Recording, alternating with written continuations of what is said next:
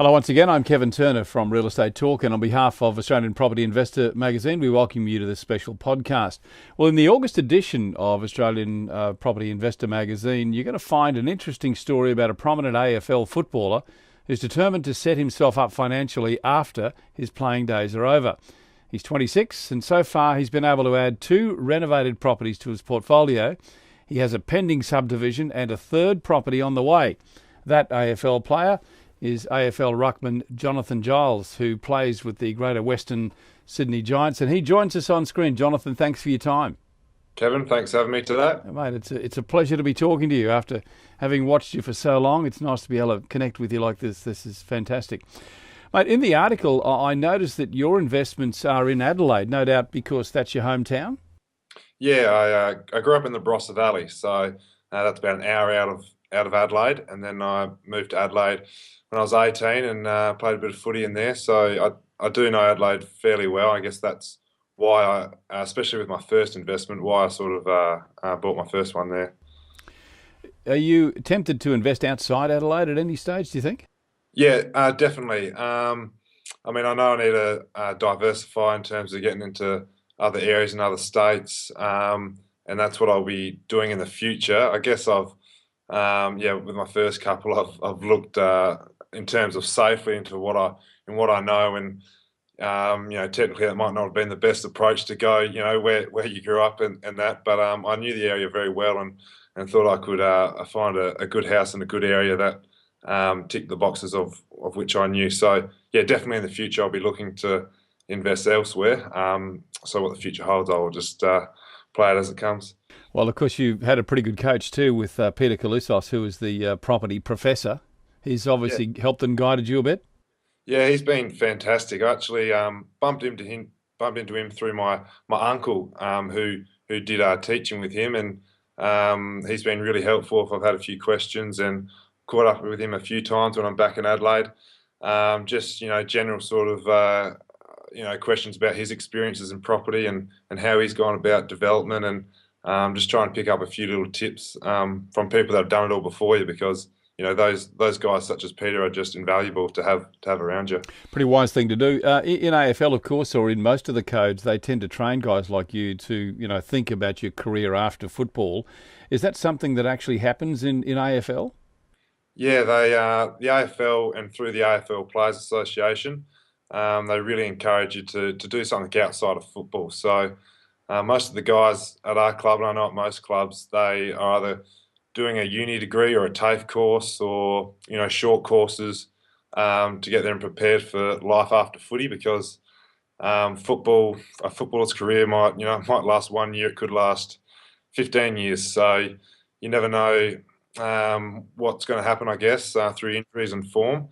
And it's also a great way to take your mind off footy and to invest your time into something else. And I'm really enjoying the property side of things. Yeah, it's having 2 careers, I guess, isn't it? And making hay while the sun shines. Yeah, that's right. So it's all about taking the opportunity while you can in football, but also to be chipping away at something in the background to have something after football. Tell me about your research methods, Jonathan. How do you go about finding properties to invest in? So with this second property that I looked into, obviously I wanted to find a property with a development potential. So that involved a lot of looking at council planning. I would download all the council plans for all the relevant areas in Adelaide, and look at their zoning requirements, and I guess what frontage you need, what areas required for how many dwellings you want to put on, and what are possible. So doing a lot of research in that way. But then I had Andrew Butcher, who was I guess a town planner, sort of guide me along the way as well, and tell me some ideas what you can and can't do on some blocks and what you're looking for. So I did a lot of theory, to be honest, in trying to get my head around what sort of properties and what sort of land in what areas that you need to sort of to get. So there's a lot of not looking at realestate.com in a way. I was more looking at a lot of council plans and getting your head around what you can and can't do. So how would you describe your strategy overall? So I mean, my strategy is long term to hold property, and I mean, I was looking for a property that was a bit older that I could add value to. So that was through the renovations that I've done. And then obviously with this one is I'm hoping I can, and it seems to be ticking along all right, is to build a hammerhead sort of subdivision and keep the house at the front that's been renovated, and then build another one out the back.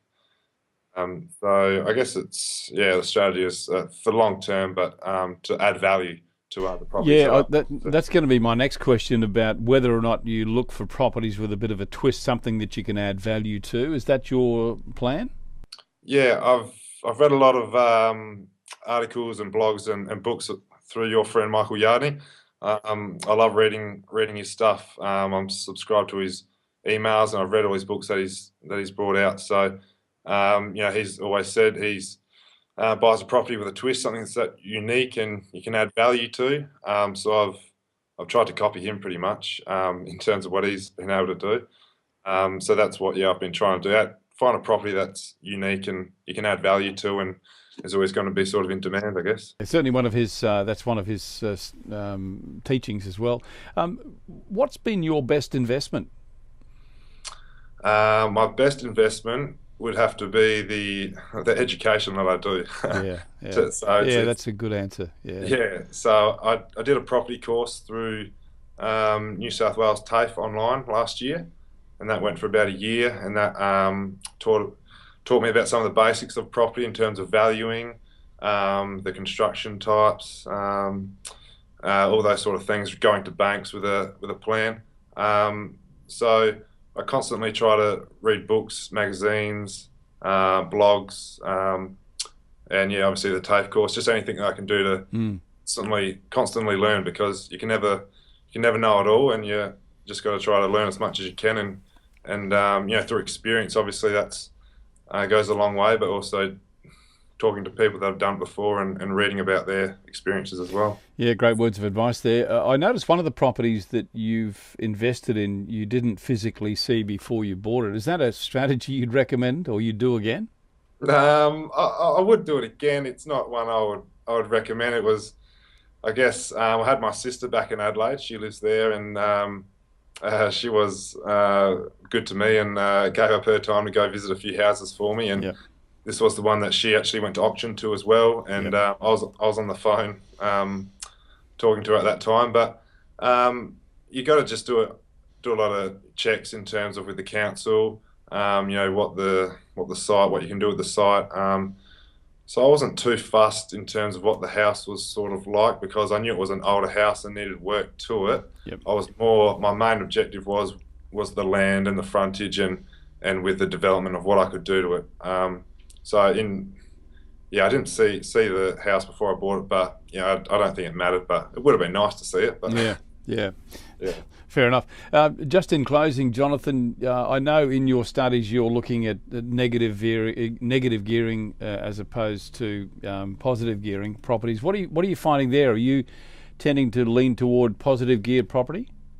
No. So I mean, these two properties I have are negatively geared.